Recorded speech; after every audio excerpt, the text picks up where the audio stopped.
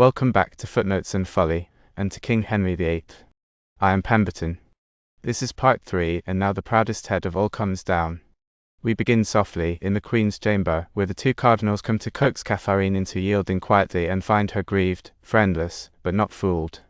Then the great reversal, by sheer accident Wolsey's own papers go astray, a secret letter to the Pope working against the King's purposes, and an inventory of the staggering private wealth the Cardinal has heaped up, and they come into Henry's hands. In a single cold scene the King confronts Wolsey with his own writing, and leaves him to the wolves the Lords to send at once to strip him of the Great Seal, and every office.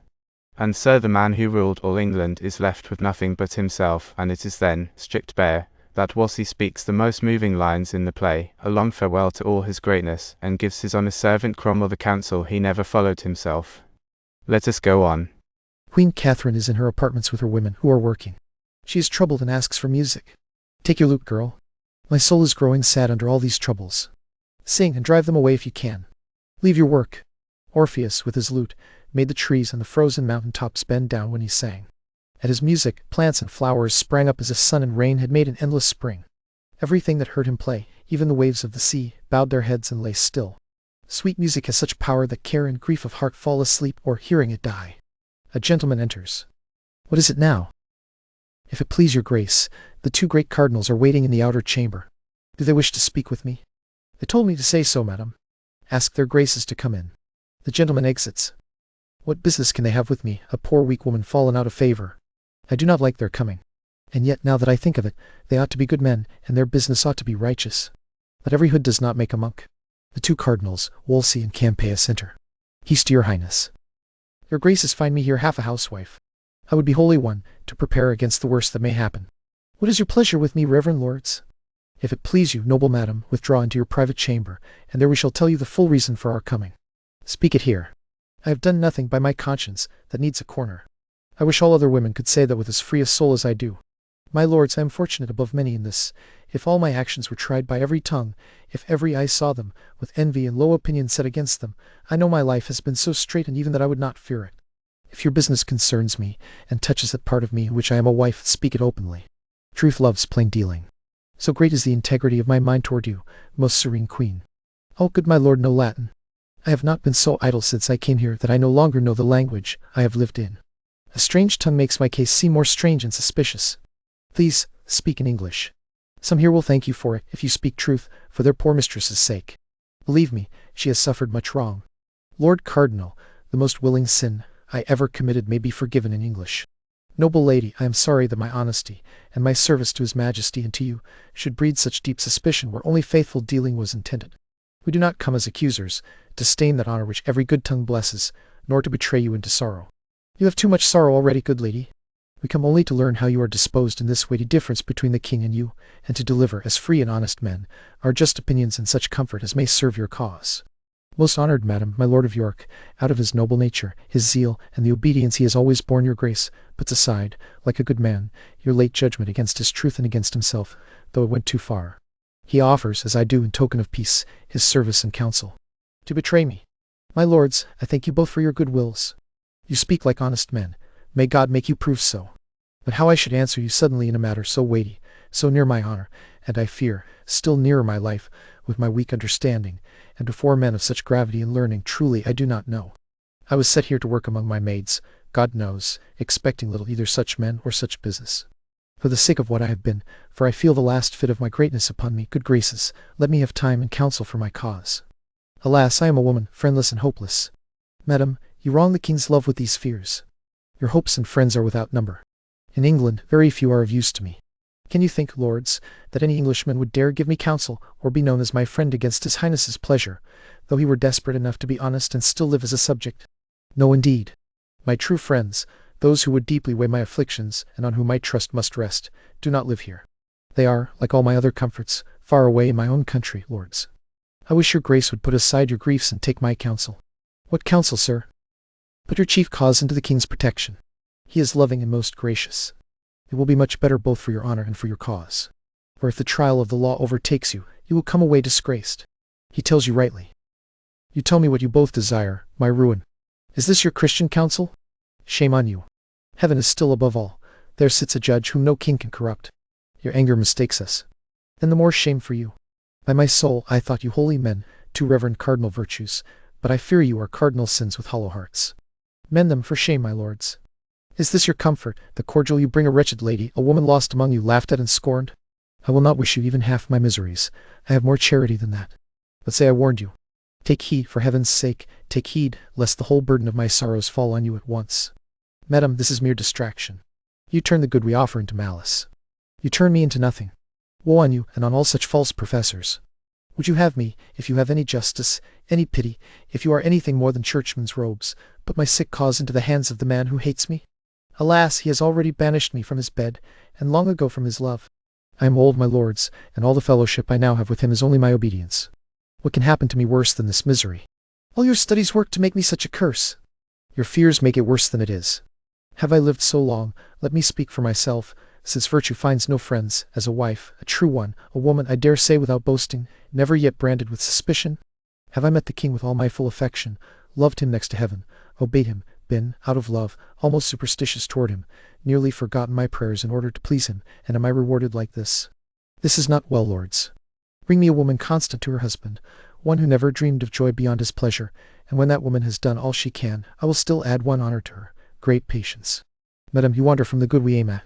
My lord, I dare not make myself so guilty as to give up willingly that noble title your master married me to. Nothing but death shall ever divorce me from my dignities. Pray hear me. Would I had never set foot on this English earth, or felt the flatteries that grow upon it. You have angels' faces, but heaven knows your hearts. What will become of me now, wretched lady that I am? I am the most unhappy woman alive. Alas, poor girls, where are your fortunes now? Shipwrecked upon a kingdom where there is no pity, no friends, no hope, no kindred to weep for me, almost no grave allowed me. Like the lily that was once mistress of the field and flourished, I will hang my head and perish. If your grace could only be brought to know that our purposes are honest, you would feel more comfort. Why should we, good lady, and for what cause, wrong you? Alas, our offices, the path of our profession, stand against such wrong. We are meant to cure sorrows, not to sow them. For goodness' sake, consider what you are doing, and how you may harm yourself, even utterly lose the king's favor by this behavior. Princes' hearts kiss obedience, they love it so much, but against stubborn spirits they swell and grow as terrible as storms. I know you have a gentle and noble temper, a soul as steady as a calm sea. Please think of us as what we profess to be, peacemakers, friends, and servants. Madam, you will find it so. You wrong your own virtues with these weak fears of women. A noble spirit, such as was given to you, always casts such doubts away like false coin. The king loves you. Take care you do not lose that love. As for us, if you please to trust us in your business, we are ready to use our utmost study in your service. Do what you will, my lords, and pray forgive me if I have behaved unmannerly. You know I am a woman lacking the wit to make a proper answer to such persons. Please offer my service to his majesty.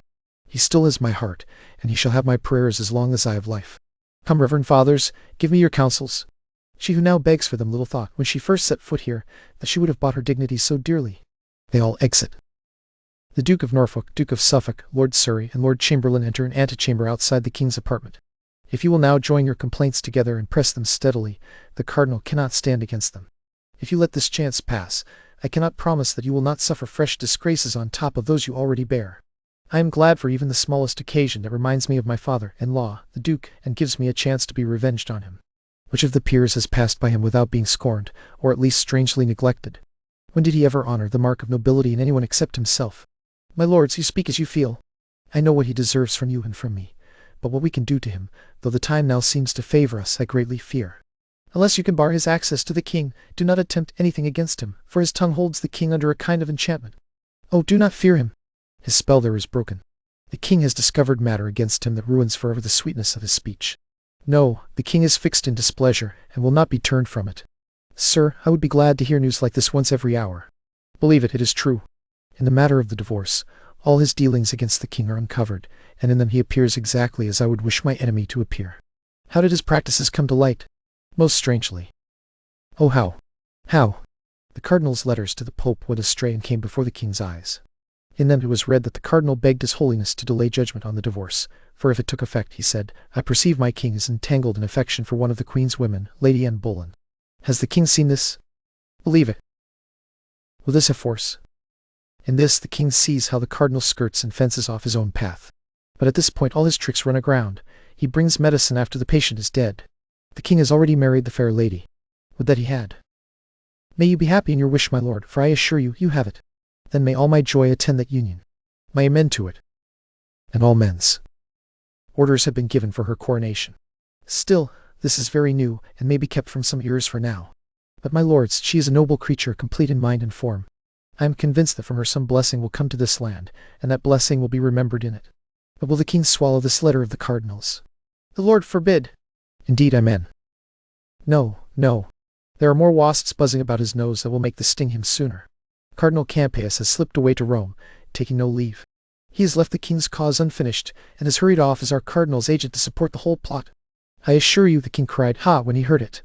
Now may God inflame him, and make him cry ha louder. But my lord, when does Cranmer return? He has returned in his opinions, which have satisfied the king about his divorce, along with almost all the famous colleges in Christendom.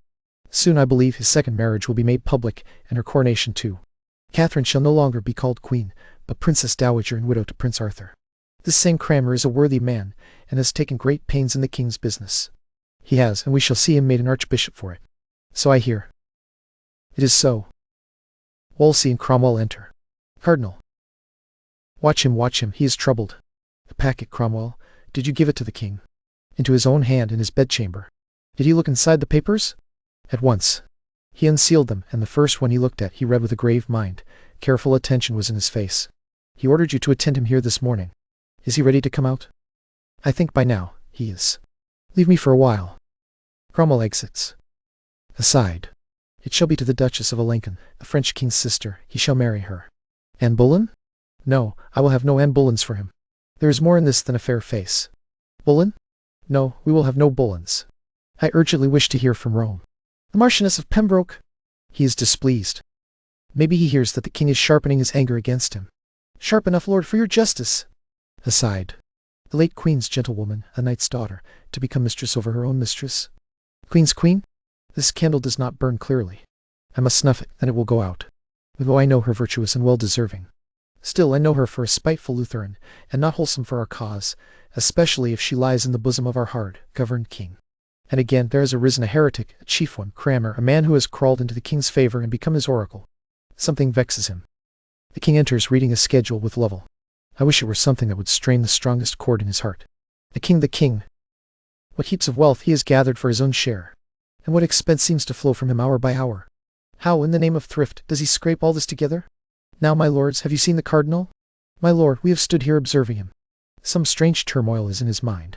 He bites his lip and starts, stops suddenly, looks at the ground, then lays his finger on his temple.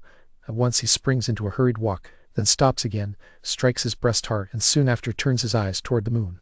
We have seen him put himself into the strangest postures. It may well be that there is a mutiny in his mind. This morning he sent me state papers to examine, as I required, and do you know what I found there, on my conscience, put in by accident? Why, an inventory, showing the different portions of his plate, his treasure, rich fabrics, and household ornaments, which I find set at such a proud value that it speaks of wealth beyond what belongs to a subject. It is heaven's will. Some spirit put that paper in the packet to bless your eye with it. If we thought his meditation was above the earth and fixed on spiritual things, he might remain in his thoughts, but I fear his thoughts are below the moon, and not worth his serious attention. The king takes his seat and whispers to Lovell, who goes to the cardinal. Heaven forgive me. May God ever bless your highness. Good my lord, you are full of heavenly matter, and carry the inventory of your best graces in your mind, which you were just reviewing. You scarcely have time to steal a little span from your spiritual leisure to keep your earthly accounts. Surely in that I judge you a poor steward, and I am glad to have you as my companion in that fault. Sir, I have a time for holy offices, a time to think on the part of business that I bear in the state, and nature requires her own times of preservation, which I, her frail son among my mortal brethren, must necessarily attend to. You have spoken well. And may your highness always join my doing well with my speaking well, as I will give you cause to do. That is well said again, and saying well is a kind of good deed. And yet words are not deeds. My father loved you, he said he did, and by his deed he crowned his word upon you. Since I came into my office, I have kept you next to my heart. I have not only employed you where great profits might come home to you, but have cut down my own present possessions to bestow my bounties on you. Aside. What can this mean? Aside. Lord, increase this business. Have I not made you the foremost man of the state? I ask you to tell me if what I now say you have found to be true, and if you may confess it, say also whether you are bound to us or not. What do you say? My sovereign, I admit that the royal favours your grace has poured on me day after day have been more than all my careful service could repay, though my intentions reached beyond any man's power to perform. My efforts have always fallen short of what I wished, though I shaped them to the measure of my abilities. My own purposes were mine only in this. They always aimed at the good of your most sacred person, and the benefit of the state. For the great favors heaped on me, a poor man who has not deserved them, I can return nothing but loyal thanks, my prayers to heaven for you, and my obedience, which has always grown, and shall keep growing until death, that winter, kills it. Well answered. In that, a loyal and obedient subject is plainly shown. The honor of such duty repays the act itself, just as, in the opposite case, the ugliness of treason becomes its own punishment. I assume that, since my hand has opened bounty to you, my heart has dropped love on you, and my power has rained honor on you more than on any other man. Your hand and heart, your mind, and every strength you have should belong, beyond the general bond of duty, more particularly to me, your friend, than to anyone else. I solemnly declare that I have always labored for your highness's good more than for my own, and so I am, have been, and will remain. Even if the whole world should break its duty to you and cast it out of its soul, even if dangers swarmed as thickly as thought could imagine them and appeared in shapes more terrible than any fear, still my duty, like a rock against a scolding flood, would break the rush of that wild river and stand unmoved as yours. That is nobly spoken. Take note, my lords, he has a loyal heart, for you have seen him open it. Read this over, and then this, and afterward go to breakfast with whatever appetite you have. The king gives Wolsey papers. The king exits, frowning at the cardinal. The nobles crowd after him, smiling and whispering. What can this mean? What sudden anger is this? How have I earned it? He left me with a frown, as if ruin leaped from his eyes. So the angered lion looks on the bold huntsman who has wounded him, and then makes him nothing. I must read this paper. I fear it tells the story of his anger. It does. This paper has undone me. It is the account of all that world of wealth I have gathered for my own purposes, in truth, to gain the popedom and reward my friends in Rome. O carelessness fit for a fool to fall by! What spiteful devil made me put this great secret into the packet I sent the king? Is there no way to mend this? No new device to beat it out of his mind? I know it will move him deeply, yet I know a way which, if it works rightly, may bring me through again in spite of fortune. What is this? To the Pope. The very letter as I live with all the business I wrote to his holiness. Know then, farewell. I have touched the highest point of all my greatness, and from the full noon of my glory I now hurry toward my setting. I shall fall like a bright vapor in the evening, and no man will see me again. The Dukes of Norfolk and Suffolk, the Earl of Surrey, and the Lord Chamberlain enter to Wolsey. Hear the king's pleasure, Cardinal. He commands you at once to give the great seal into our hands, and to confine yourself to Asher House, my Lord of Winchester's, until you hear further from his highness. Wait. Where is your commission, lords? Words alone cannot carry authority so weighty. Who dares oppose them, when they bear the king's will spoken expressly from his own mouth?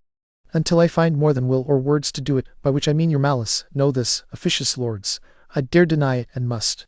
Now I feel what coarse metal you are made of envy. How greedily you follow my disgrace, as if it fed you, and how smooth and eager you look in everything that may bring my ruin. Follow your envious courses, men of malice. You have Christian warrant for them, and no doubt in time you will find their proper rewards. That seal you demand with such violence was given to me by the king my master, and yours, with his own hand. He ordered me to enjoy it with the office and honors for my life, and to confirm his goodness secured it by letters patent. Now who will take it? King, who gave it? Then it must be he himself. You are a proud traitor, priest. Proud lord, you lie. Within these 40 hours Surrey would sooner have burned that tongue than said so. Your ambition, you scarlet sin, robbed this grieving land of noble Buckingham, my father-in-law. The heads of all your brother cardinals, with you and all your best qualities bound together, would not weigh against one hair of his. A curse on your policy! You sent me as deputy to Ireland, far from his help, far from the king, far from all who might have shown mercy over the fault you fastened on him, while your great goodness, out of holy pity, absolved him with an axe. This, and everything else this talkative lord can lay against my reputation, I answer is utterly false. The Duke found what he deserved by law.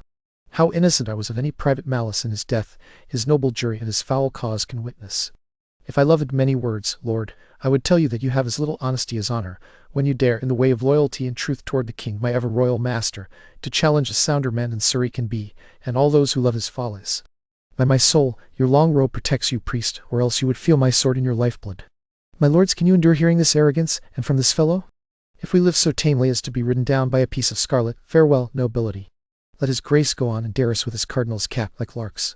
All goodness is poison to your stomach. Yes, that goodness of gleaning all the land's wealth into one place, into your own hands, cardinal, by extortion. The goodness of your intercepted packets, which you wrote to the Pope against the king. Since you provoke me, your goodness shall become most notorious. My lord of Norfolk, as you are truly noble, as you respect the common good, the state of our despised nobility, and our children, who, if this man lives, will scarcely remain gentlemen, produce the great sum of his sins, the articles collected from his life. I will startle you worse than the consecration bell when the brown girl lay kissing in your arms, Lord Cardinal. How much I think I could despise this man, if charity did not bind me against it. Those articles, my lord, are in the king's hand, but I can say this much, they are foul ones. So much the fairer and more spotless shall my innocence rise when the king knows my truth. This cannot save you. I thank my memory that I still remember some of these articles, and out they shall come. Now if you can blush and cry guilty, Cardinal, you will show a little honesty. Speak on, sir. I dare your worst charges. If I blush, it is to see a nobleman lack manners. I would rather lack manners than lose my head. Here goes. First, that without the king's consent or knowledge, you worked to become a legate, and by that power you crippled the authority of all bishops. Then, that in everything you wrote to Rome, or to foreign princes, the phrase ego et rex meus, I am my king, was always written, by which you made the king your servant. Then, that without the knowledge of either king or council, when you went as ambassador to the emperor, you made bold to carry the great seal into Flanders. Item, you sent a broad commission to Gregory de Casado, authorizing him to conclude, without the king's will or the state's approval, a league between his highness and Ferrara. That, out of sheer ambition, you caused your holy hat to be stamped on the king's coin. Then, that you have sent innumerable treasure, by what means obtained I leave to your own conscience, to furnish Rome and prepare your ways to dignities, to the plain undoing of the whole kingdom. There are many more which, since they are yours and hateful, I will not stain my mouth with them. O my lord, do not press a falling man too far. Mercy is virtue. His faults lie open to the laws. Let them, not you, correct him. My heart weeps to see him so little of his great self. I forgive him. Lord Cardinal, the king's further command is this, because everything you have lately done in this kingdom by your authority as papal legate falls within the charge of praemunire, a writ is to be brought against you. By it you are to forfeit all your goods, lands, houses, possessions, and everything else you own, and you are to be placed outside the king's protection. That is the charge I am ordered to deliver. And so we will leave you to think about how to live better. As for your stubborn answer about returning the great seal to us, the king shall hear of it, and no doubt he will thank you for it. Farewell then, my very good little Lord Cardinal. All leave except Wolsey. Then farewell to the little good will you bear me. Farewell. A long farewell to all my greatness. This is the condition of man. Today he puts out the tender leaves of hope. Tomorrow he blossoms and wears his bright honors thick upon him. On the third day comes a frost, a killing frost, and just when the simple man thinks his greatness is surely ripening, it strikes his root, and then he falls, as I do. For many summers I have ventured, like reckless boys who swim on inflated bladders, in a sea of glory, but far beyond my depth. My swollen pride at last broke beneath me, and now it has left me, weary and old with service, to the mercy of a rough current that must hide me forever. Empty pomp and glory of this world, I hate you. I feel my heart newly opened. Oh, how miserable is the poor man who depends on princes' favors! Between the smile we long for, that sweet face of princes, and their ruin, there are more pains and fears than wars or women know. And when such a man falls, he falls like Lucifer, never to hope again. Cromwell enters and stands amazed. Why, what is this, Cromwell? Sir, I have no power to speak. What, amazed at my misfortunes? Can your spirit be surprised that a great man should decline? No, if you weep, then I am truly fallen. How is your grace? Why, well, never so truly happy, my good Cromwell. I know myself now, and I feel within me a peace higher than all earthly honors, a still and quiet conscience. The king has cured me, I humbly thank his grace. From these shoulders, these ruined pillars, he has, out of pity, taken a load that would sink a navy. Too much honor. Oh, it is a burden, Cromwell, it is a burden too heavy for a man who hopes for heaven. I am glad your grace has made such a right use of it. I hope I have. I think I am now able, from the strength of soul I feel, to endure more miseries and far greater ones than my weak-hearted enemies dare offer. What news is there abroad? The heaviest and worst news is your loss of the king's favor. God bless him. Next, Sir Thomas More has been chosen Lord Chancellor in your place. That is rather sudden. But he is a learned man. May he remain long in his highness's favor, and may he do justice for the sake of truth and conscience, so that when he has finished his course and sleeps with blessings on him, his bones may have a tomb watered by orphans' tears. What more? Cranmer has returned to a warm welcome and has been installed as Lord Archbishop of Canterbury. That is news indeed. Last, the Lady Anne, whom the king has long been secretly married to, was seen openly today as his queen, going to chapel, and now all talk is of her coronation. There was the weight that pulled me down. Oh, Cromwell, the king has gone beyond me. In that one woman, I have lost all my glories forever. No sun shall ever again bring out my honors, or gild the noble company that once waited on my smiles. Go, leave me, Cromwell. I am a poor fallen man, now unworthy to be your lord and master. Seek the king, may that sun, I pray, never set. I have told him what you are and how true you are. He will advance you. Some small memory of me will move him, I know his noble nature, not to let your promising service perish too. But Cromwell, do not neglect him. Use this time and provide for your own future safety. Oh, my lord, must I leave you then? Must I be forced to give up so good, so noble, and so true a master? Let all who do not have hearts of iron bear witness with what sorrow Cromwell leaves his lord. The king shall have my service, but my prayers forever and ever shall be yours. Cromwell, I did not think I would shed a tear in all my miseries, but your honest loyalty has forced me to act like a woman. Let us dry our eyes and listen this far, Cromwell. When I am forgotten, as I shall be, and sleep in dull cold marble, where no mention of me must be heard any longer, say that I taught you. Say Wolsey, who once walked the paths of glory and sounded all the depths and shallows of honor, found for you, out of his wreck, a way to rise, a sure and safe one, though your master missed it. Mark my fall and what ruined me. Cromwell, I charge you, throw away ambition. By that sin the angels fell. How then can man, the image of his Maker, hope to profit by it? Love yourself last. Cherish the hearts that hate you. Corruption wins no more than honesty. Always carry gentle peace in your right hand to silence envious tongues. Be just and fear nothing. Let every aim you pursue be for your country, your God, and truth. Then if you fall, O Cromwell, you fall a blessed martyr. Serve the king. And please lead me in. There, make an inventory of all I have, down to the last penny. It belongs to the king. My robe and my integrity before heaven are all I dare now call my own. O Cromwell, Cromwell, if I had served my God with half the zeal with which I served my king, he would not, in my old age, have left me naked to my enemies. Good sir, have patience. I do. Farewell the hopes of court. My hopes now live in heaven. They exit. And there we pause with the great cardinal brought low. Wolsey, who set this whole machine of ruin turning, is himself caught in it at last, his wealth and his secret dealing undone him, and he goes out of office a broken, and strangely a wiser, man, bidding ambition farewell and commending honest Cromwell to the king's service. The divorce he engineered has gone through, Anne Boleyn is now the king's wife. Next time, in part 4, the last of coronation, a saintly death, a churchman saved, and the christening of a child whose name will outshine them all. Mind the footnotes, and beware the folly.